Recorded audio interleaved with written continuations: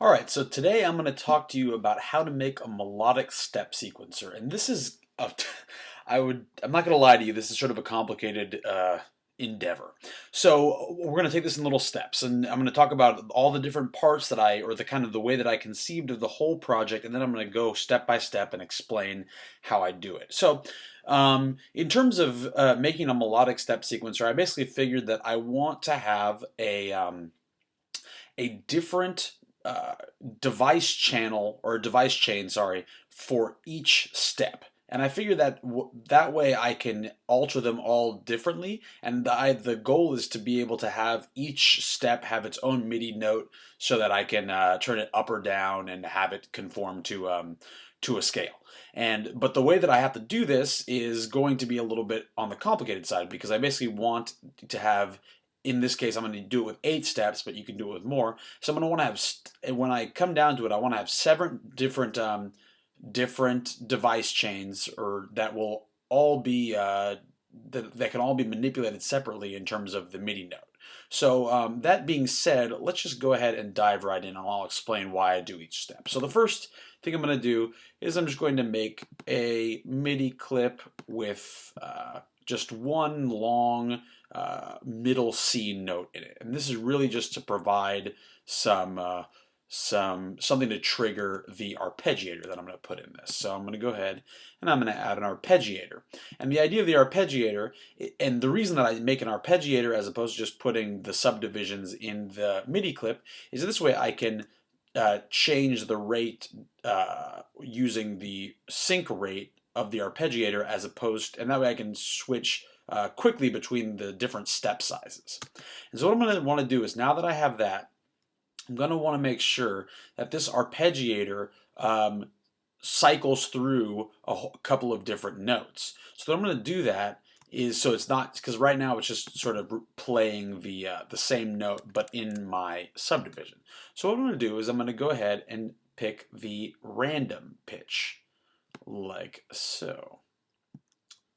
And I'm going to have it have, in this case, 8 choices, have the chance be 100%, and have the random mode be alt. And what that does, it's going to just, and make sure that the sign is add. And what it's going to do is it's just going to, every note that comes from the arpeggiator, it's going to add one note. So it's going to start with the original note, and then it's going to do one up from that, one up from that, one up from that, one up from that, and then it's going to go back to the beginning. So let's just go ahead and put a MIDI effect rack after this so you can see how this works. So I'm going to go ahead and open the chain view and look at the key, and this will show which notes are coming into this MIDI effect rack. So you can see right here, it's actually just going and sort of cycling through the notes, which is pretty useful, right? So that's what we wanted. So now I have 8 different notes being triggered in sequence, even though I can't hear anything. So what I'm going to do now is I'm going to go ahead and I'm going to go into the MIDI, this chain view right here, the chain view of the MIDI FX Rack, and I'm going to go ahead and create a chain. So now, and this is kind of the key step, and this is going to be the case for any time you do something that's really complicated and involves a lot of chains in a MIDI FX Rack or a audio effects rack or a device rack. You're going to want to make sure that if you're going to be duplicating this chain a lot and you want all the same things in that chain, you're going to want to make sure that you set up that everything that you want in the chain just once, and that way when you duplicate it, it'll duplicate everything. So I got to think about what I'm going to want in each one of my chains, because remember, I'm going to want one chain for each step. So the thing that I'm going to do, so now I'm going to have a different note coming into every chain. Right, so the idea is I'm going to have each of these chains only pick up one small region of the key. So you actually just one note. So each note is going to go to a different chain. And what I'm going to do after that is I'm going to want to baseline them all. So instead of them all being different notes, I want to make sure that it's just playing the same note 8 times, for example. And the way that I'm going to do that is I'm putting a scale effect into each chain. But the scale effect, I'm going to go ahead and do a little of this right here. And what this does is, no matter what note comes into the scale, it's going to drop it down to a C. See what happens there? So C comes in, a C is output. So remember that the X value is the input and the Y value is the output, right? So C comes in, a C comes out.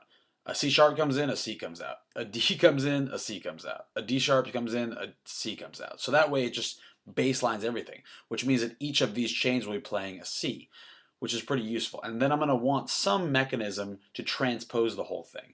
So I'm going to go ahead and open this macro view, and this is really cool also, just in case you don't know. If I map this transpose to a macro, it's called transpose, and I'm going to just zero that out right now.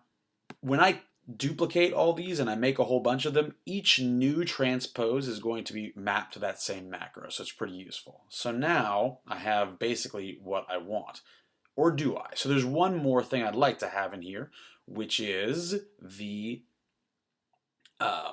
sorry about this, is the note length. So I'd like the ability to have each step have its own note length. That'll allow me to create different effects, right? So that basically gives you an idea of what's happening. So I'm going to go ahead. So let's say these are my two parameters that I want in each chain.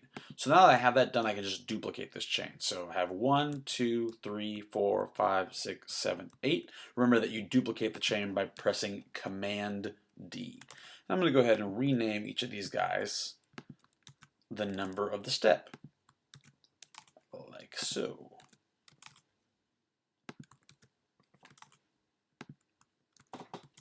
Oh, I'm sorry, I'm illiterate. And there we go. And now, something that is really useful. So I'm going to go ahead and select all these by selecting one chain and pressing Command A. And now I'm just going to make sure that the range of these chains correspond to where the actual steps go. So they're going to begin with C and it's going to end at, sorry about that, it's going to end at G. There we go. And now, remember, I'm going to want each one of these notes to go to a different chain, because right now you can see that all these notes are going to, each step is going to all the chains. That's not what I want. So I'm going to have, with all the chains selected, I'm going to press Control, click, distribute ranges equally. There we go. And now if you look at these meters right here for each individual MIDI chain, each one of them is getting one little step, like so. And if I click on each one, they have their own scale and their own note length. And now, if I put on, let's say, let's pick something simple. So I like to just go with the simpler, just the acoustic piano. Now I should get a whole bunch of C's being played in series.